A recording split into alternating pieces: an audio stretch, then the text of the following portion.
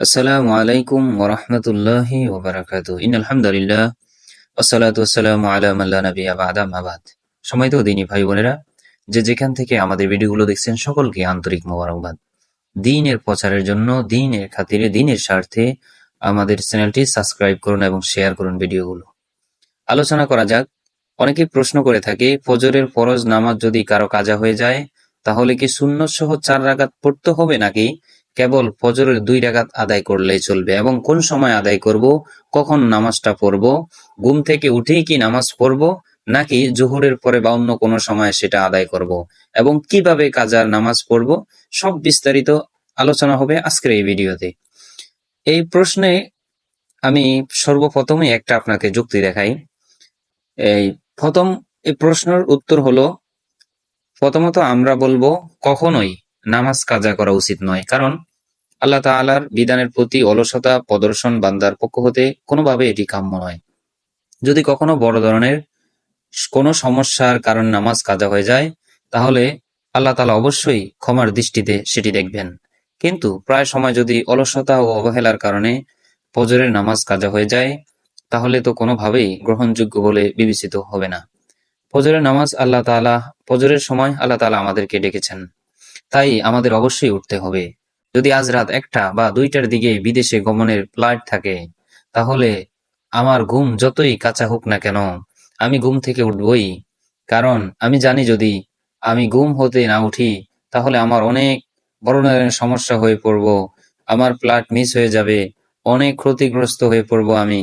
অনুরূপ আমি যদি মন থেকে বিশ্বাস করি যে এ ফজরের নামাজ মিস হয়ে গেলে আমি অনেক ক্ষতিগ্রস্ত হব, আল্লাহ তাআলা আমার প্রতি গোসা হবেন, এই রকম যদি চিন্তা ভাবনা করতে পারি তাহলে আমার মাধ্যমে কখনোই ফজরের নামাজ কাজা বা মিস হবে না ইনশাআল্লাহ।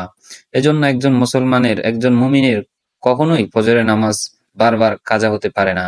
এরপরও যদি কারো কখনো কোনো অসুবিধার কারণে ফজরের নামাজ কাজা হয়ে যায় তাহলে সূর্য উদিত হওয়ার পরপরই 2 রাকাত করে মোট 4 রাকাত নামাজ আদায় করে নেওয়া উচিত। অর্থাৎ আপনি ঘুম থেকে উঠে দেখেন যে ফজরের নামাজের সময় শেষ হয়ে গেছে, সূর্য উঠতেছে, সাথে সাথে আপনি 2 রাকাত করে 4 রাকাত নামাজ পড়ে নিবেন।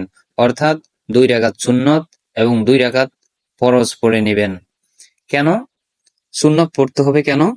ফজরের যখন আপনি উঠে দেখেন যে সময় নেই, সূর্য উঠে গেছে, একটা কথা মনোযোগ সহকারে শোনেন।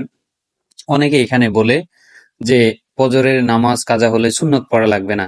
সেক্ষেত্রে দুইটা কথা মাথায় রাখেন সহজ করে। একটা হলো ফিকহ শাস্ত্রের ভিতরে রয়েছে বা ফিকহ কিতাবের ভিতরে রয়েছে, ছুটে যাওয়া ফজরের নামাজ যদি ওই দিন জোহরের ওয়াক্ত শুরু হওয়ার পূর্বেই তথা দ্বিপ্রহরের পূর্বেই কাজা হয় তাহলে অবশ্যই সুন্নত বা 2 রাকাত করে নামাজটা পড়ে নিতে হবে, মোট 4 রাকাত পড়তে হবে। আর যদি জোহরের ওয়াক্ত শুরু হয়ে যাওয়ার পর কাজা নামাজ আদায় করা হয় তাহলে শুধুমাত্র 2 রাকাত নামাজ আদায় করলে চলবে, অর্থাৎ ফরজ 2 রাকাত পড়লেই চলবে, সুন্নত পড়ার দরকার নাই। আমি আবার বলে দিচ্ছি, যদি আপনি জোহরের নামাজের আগে বা জোহরের ওয়াক্ত হওয়ার আগে যদি আপনি নামাজ পড়তে চান তাহলে 2 রাকাত করে 4 রাকাত পড়বেন, 2 রাকাত সুন্নত আর 2 রাকাত ফরজ। অথবা সূর্য উঠার পরে যদি আপনি পড়েন তাহলে 2 রাকাত সুন্নত 2 রাকাত ফরজ পড়বেন। এটা হলো জোহরের ওয়াক্ত বা জোহরের সময়ের আগে যদি আপনি আদায় করেন। আর যদি জোহরের নামাজের পরে বা জোহরের ওয়াক্ত হওয়ার পরে আপনার খেয়াল হয়েছে বা আপনি আদায় করবেন তাহলে সেক্ষেত্রে শুধু 2 রাকাত ফরজ আদায় করলে চলবে, বাকি সুন্নত আদায় করা লাগবে না। এটা একটা শাস্ত্র বা একটা মত, তবে এই মতই প্রাধান্য বেশি, তখন আর সুন্নতের প্রয়োজন নেই। সুতরাং আমার মনে হয় বা আমি মনে করি যে যখন আপনি ঘুম থেকে উঠেই দেখছেন যে আমার সূর্য উঠে গেছে, এখনো 10টা 11টা বাজে অথবা 9টা বাজে, 8টা 7টা বাজে, তাহলে আপনি 2 রাকাত সুন্নত 2 রাকাত ফরজ কাজ আদায় করে নেবেন, ইনশাআল্লাহ নামাজ হয়ে যাবে।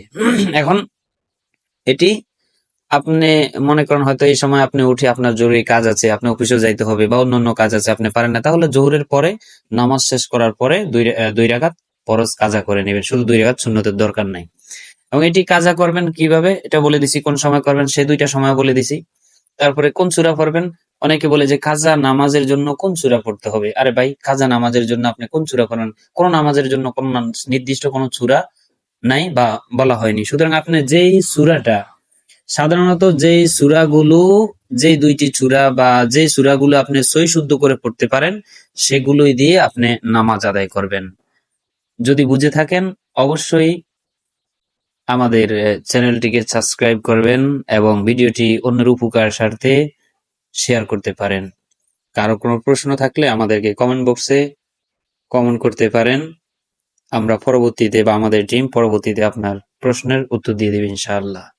আসসালামু আলাইকুম ওয়া রাহমাতুল্লাহ।